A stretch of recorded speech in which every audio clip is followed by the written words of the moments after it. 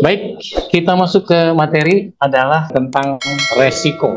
Ya, resiko di dalam pendahuluan resiko ini memang kalau kita mengetahui bahwa resiko itu adalah setiap ada kejadian-kejadian yang timbul diakibatkan berbagai cuaca atau sarana dan pada saat ada di perusahaan maupun pada saat di jalan maupun di rumah itu pasti akan terjadi yang dinamakan resiko. Resiko adalah ketidakpastian, di mana kalau kita melihat resiko memiliki konotasi negatif, merupakan sesuatu yang tidak disukai dan sesuatu yang ingin dihindari.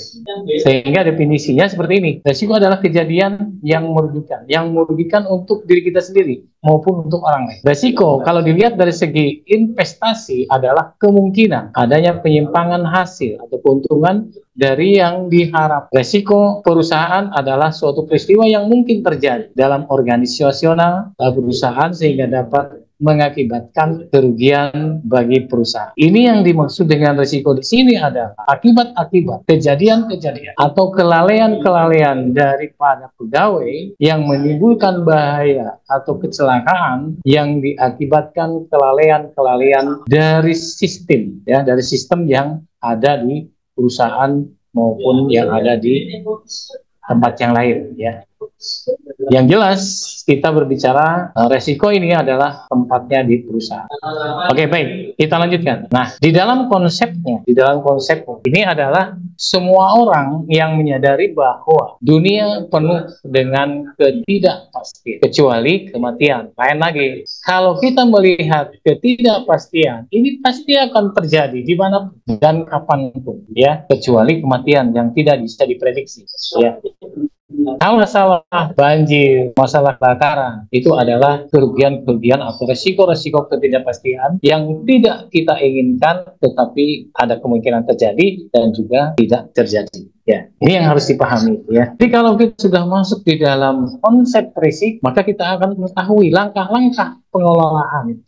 Ya, sebagai berikut. Perusahaan yang pertama adalah berusaha untuk mengidentifikasi unsur-unsur ketidakpastian dan tipe-tipe risiko yang dihadapi bisnis. Jadi identifikasi kalau akan terjadi atau mengalami risiko harus diidentifikasi di mana letaknya, ya, akibatnya di mana, terjadinya di mana. Ini semuanya harus bisa memahami bahwa setiap ada kejadian-kejadian yang ditimbulkan oleh ulah manusia maupun ulah alam, ya, alam adalah banjir, ya, ini tidak bisa dipungkiri. Dalam hujan banjir bisa mengakibatkan perusahaan mengalami kerugian apabila dampaknya bisa masuk ke dalam perusahaan itu sendiri, ya, akibat banjir.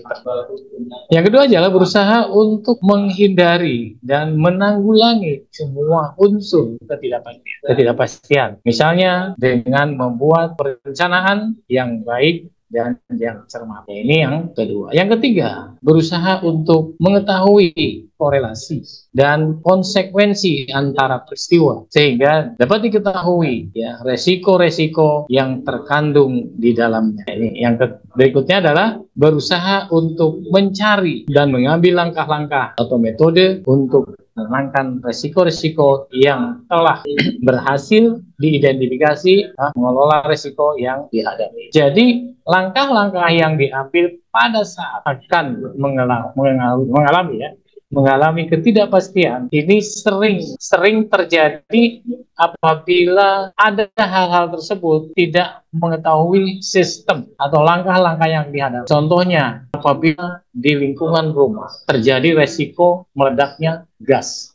Nah, kalau kita tidak tahu cara mematikan atau istilahnya itu memadamkannya, maka resiko itu akan semakin membesar. Kalau kita sudah memahami bahaya-bahaya tersebut, maka langkah-langkah yang harus diambil adalah menanggulangi terlebih dahulu, ya, dan mengetahui identifikasinya kenapa sumber itu terjadi. Mungkin karena selangnya bocor, atau mungkin karena istilahnya itu terlalu besar gasnya sehingga menimbulkan api yang besar. Nah, ini akan kaget apabila mengalami hal tersebut. Tapi kalau kita sudah siap untuk menanggulangi, apapun juga bisa teratasi dengan tenang, kemudian dengan segera mungkin untuk mengambil langkah untuk segera memadamkannya. Dengan jalan apa? Mungkin ada yang bisa menjelaskan bagaimana cara memadamkan api pada saat di rumah ya kompor gasnya meledak atau mengeluarkan api yang besar atau bocor gimana? Ada yang tahu kira-kira seperti apa langkah-langkahnya?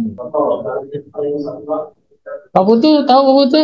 Kalau kalau di rumahnya ada apar pakai apar, Pak. Tapi kalau Nah, ini sudah apa? Kalau nggak ada kalau tidak ada apar itu apa? Pakai seperti karung goni dibasahi, ditutup bagian yang gasnya atau memutus memutus regulator, terjadinya suatu api kebakaran regulatornya. dengan ya, betul, Pak. Baik, jadi langkah-langkah yang harus diambil pada saat mengalami hal tersebut, pertama adalah jangan panik, hadapi ya risiko tersebut dengan tenang, kemudian ambil karung goni ataupun apa yang ada di sana, yang ada di sekitar dapur itu, kain atau apa, segera dicelupkan di air, kemudian ditutupkan di kompor tersebut, dan kemudian buka regulatornya, ya.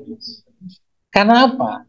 Dengan menghadapi dengan tenang tidak akan menimbulkan efek ya sehingga api itu makin besar. Tetapi kalau kita takut maka api akan membesar. Sehingga kita tenang dihadapi dengan cukup untuk menangani yang hal tersebut sehingga akan padam api tersebut. Ini hal yang sepele ya. Kalau hal-hal yang berkaitan dengan yang kebakaran besar itu lain lagi ya. Itu ada tim khusus yang bisa menanggulangi dampak kebakaran tersebut, terutama di dalam perusahaan. Pasti akan mengalami, jadi ketidakpastian itu bisa terjadi dan bisa tidak terjadi. Makanya ada ketidakpastian di dalam menghadapi resiko. Oke. Berikutnya adalah pengertian resiko. Ini adalah sesuatu variasi dari hasil-hasil yang terjadi selama periode tertentu. Ini menurut Arthur William dan Richard. Kemudian menurut Abbas Salim, ya, risiko adalah ketidaktentuan yang mungkin melahirkan peristiwa kerugian. Begitu juga risiko adalah ketidakpastian atas terjadinya suatu peristiwa menurut Soekarno, dan resiko merupakan penyebaran, penyimpangan hasil aktual dari hasil-hasil yang diharapkan menurut Herman Darmawi, dan menurut Herman Darmawi resiko adalah probabilitas sesuatu hasil outcome yang berbeda ya dengan yang diharapkan. Nah, dari definisi ini dapat disimpulkan bahwa risiko selalu dihubungkan dengan kemungkinan terjadinya sesuatu yang merugikan, yang tidak diduga, tidak diinginkan, jadi merupakan ketidakpastian atau kemungkinan terjadinya sesuatu yang bila terjadi akan mengakibatkan kerugian. Tidak bisa diprediksi, ya Pak Putu ya. Tidak diprediksi. Bisa nggak diprediksi menghadapi resiko? Tidak. Contohnya kalau kita keluar dari rumah itu sudah menghadapi resiko. Pada saat kita akan berangkat, mulai dari keluar rumah, berangkat itu udah kita berhadapan dengan risiko. Maka kembali kepada diri kita, bagaimana cara menanggulangi risiko tersebut agar tidak terjadi di dalam diri kita. Lain lagi dengan kelalaian-kelalaian pada saat bekerja. Satu sisi, apabila kita melaksanakan pekerjaan, ya, terutama yang berkaitan dengan elektronik, berkaitan dengan mesin, kalau kita tidak bisa menanggulangi, maka kegiatan produksi maupun kegiatan aktivitas pekerjaan itu akan berhenti manakala ada resiko yang kecil terjadi. Ini sering terjadi di perusahaan, sering terjadi. Barusan saja kita malah dalam pembelajaran hari ini sudah 2 kali ada trouble. Ini adalah resiko. Iya nggak Pak Betul? Ini 2 kali dua kali trouble. Makanya ya ini adalah resiko. Tidak bisa diprediksi. Tiba-tiba mati. Deng, jaringannya kurang baik. Ini resiko. Apa yang harus ada? Ya kita menunggu sampai keluar lagi. Seperti itu. Oke, jelas sampai sini Pak. Kita lihat. Jelas, Pak. Nah, macam-macam resiko. Satu, ya, menurut sifatnya resiko dapat dibedakan ke dalam. Yang pertama, resiko tidak disengaja atau resiko, ya.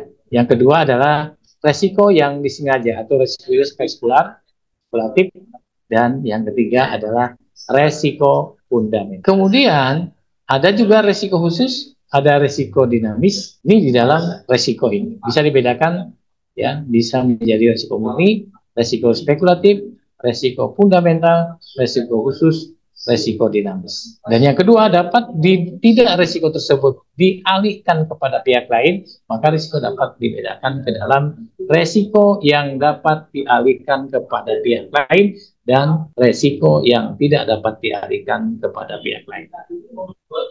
Mari kita bahas. Yang pertama adalah, yang ketiganya adalah menurut sumber penyebab timbulnya risiko dapat dibedakan ke dalam resiko murni, yaitu resiko yang berasal dari dalam perusahaan itu sendiri, seperti kerusakan aktiva karena ulah karyawan, kemudian kecelakaan kerja, ya, kemudian juga kesalahan manajemen, dan ini adalah masuk di dalam resiko intern. Sedangkan resiko ekstern yaitu resiko yang berasal dari luar perusahaan, seperti resiko pencurian, resiko penipuan, resiko persaingan bisnis, kemudian resiko fluktuasi harga, ya perubahan kebijakan pemerintah dan sebagainya. Ini adalah resiko.